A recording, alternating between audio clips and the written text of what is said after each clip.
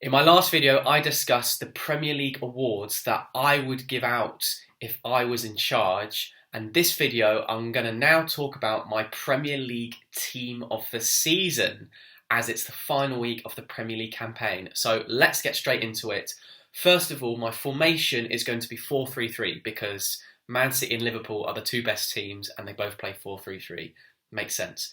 In goal, Alisson or Ederson. Now, at the time of recording, both keepers have 20 clean sheets, although Ederson's played one more game, and they basically both have the same number of starts, and they're really similar in stats. However, Alisson has a slightly higher percentage of shots saved on target, try to say that quickly, and also Alisson has a higher save percentage. But also, with the eye test, I think Alisson is better at playing out from the back than Ederson.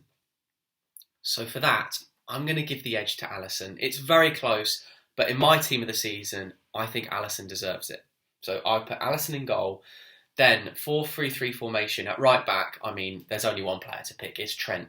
He's started 31 games. We've played 31 games. He has 2 goals and 12 assists. He's completely transformed the way a right back can play. He could easily play in midfield for Liverpool.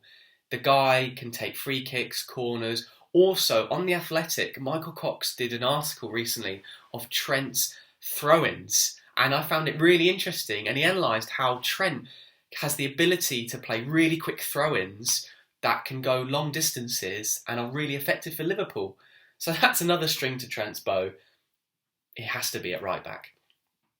My left back, again, I think it's a really obvious pick, and he's not even naturally a left back. It's João Cancelo. He's played 35 games for Man City and has 7 assists. But also on the eye test, he is so influential for the way Man City attack. His ability to pick up the ball, drive through the midfield, and either go on the outside and hit crosses in, or cut on his right foot and have a shot, or play it out wide to the right winger or the right back. João Cancelo has been brilliant for Man City this season. He has to be in the team at left back. My 2 centre-backs. The first one at left centre-back for me is Rudiger. Rudiger, again, like I said with Cancelo and Trent, has passed the eye test in terms of being really influential for the way he plays for Chelsea. The way he can pick up the ball, similar to Cancelo, drive the team up the pitch and then distribute the ball. But also Rudiger has a really good shot on him.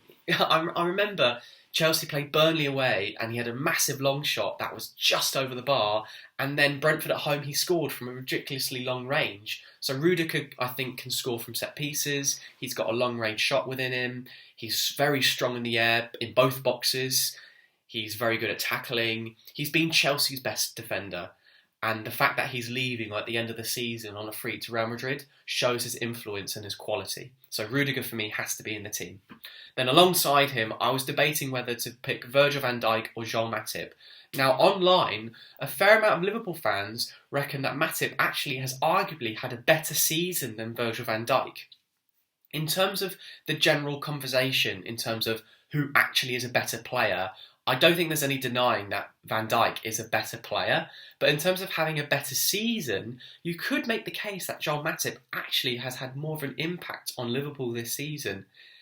Having said that though, I will pick Virgil van Dijk. He has played more games for Liverpool and has 3 goals. So I'm just going to give the edge to Van Dijk, but shout out to Matip, he's had a really good season for Liverpool. So on to midfield. On my right side of midfield, I'm going to pick Mason Mount. He's played 31 games and has 11 goals and 10 assists. So brilliant outlay from Mount. At times playing as like an attacking midfielder or playing as mainly playing as an attacking midfielder. But in my team in a 4-3-3, he'd be like a box-to-box midfielder. So I'd give Mount a shout in my team of the season. Then alongside him, I would pick Rodri at the heart of that midfield. Similar to the debate between Ederson and Alisson, it was a toss-up between Fabinho and Rodri, and I'm sure the majority of Liverpool fans would go Fabinho and the majority of Man City fans would go Rodri. For me, I think Rodri's had a better season.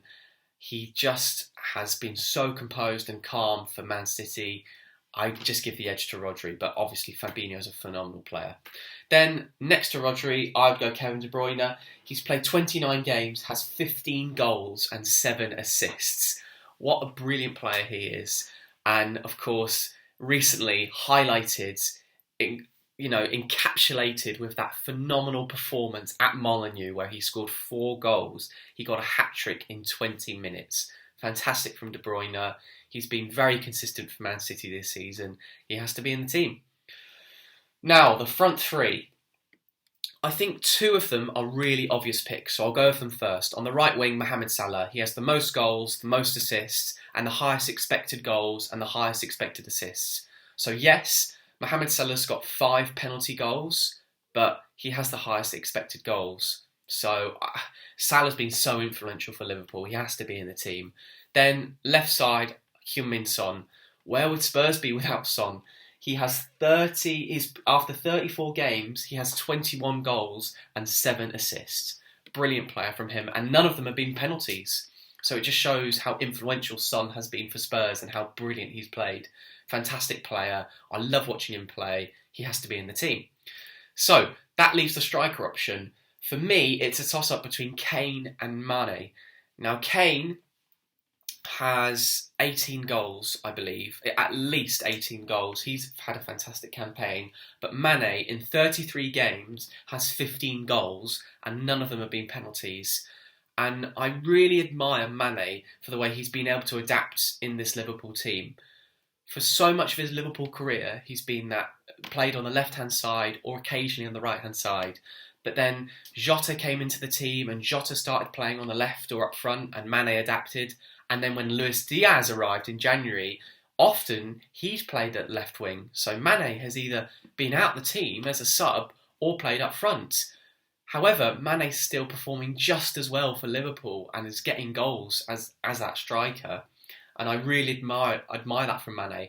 And if anything, the arrival of Diaz and Jota has improved Mane's game and his ability to play in different positions and still score goals. So for that reason, I'm going to give my striker spot to Mane. So to recap, my team is Alisson in goal, Trent, Virgil van Dijk, Rudiger and Cancelo, Mount, Rodri, De Bruyne, Salah, Mane and Son. I will give shout-outs, though, to Edison, of course, who's been brilliant for Man City. Then you have the likes of Matip and Laporte. Also, in midfield, Fabinho. You could argue, perhaps... I would say Eriksen, but he's only been there half the season, but he's had a phenomenal impact for Brentford. Maybe Bruno Fernandes. Maybe, probably not. But then going forward, you could easily make the case for Kane. Then... potentially Diaz, if you really want to. Ronaldo, of course, he's been phenomenal for Man United.